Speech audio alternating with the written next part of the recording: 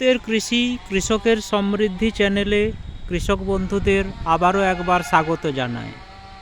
আজ আমরা আলোচনা করব সরষে কাটার উপযুক্ত সময়, অর্থাৎ কোন সময় সরষে কাটতে হবে। এটা খুবই গুরুত্বপূর্ণ। যদি আমরা সঠিক সময়ে সরষে কাটতে না পারি তাহলে অনেক ক্ষেত্রেই দেখা যায় যে সরষে কাটার সময় জমিতে পড়ে যায়। তাই সরষে কাটার উপযুক্ত সময় হলো, ঠিক দেখতে পাচ্ছেন যেভাবে ফিল্ডে হলুদ রং হয়ে গেছে, সমস্ত সুটিগুলো প্রায় দু একটা সবুজ আছে। এই অবস্থায় যদি আমরা সরষেকে কাটতে পারি তাহলে ফলন যেমন ভালো হবে, তেমনি যে ক্ষতি অর্থাৎ পড়ে যাওয়ার যে ক্ষতি, সেই ক্ষতির হাত থেকে কৃষক বন্ধুরা রক্ষা পাবেন। এবং বীজ রাখার জন্যও এই অবস্থায় সরষে কাটা একান্ত জরুরি।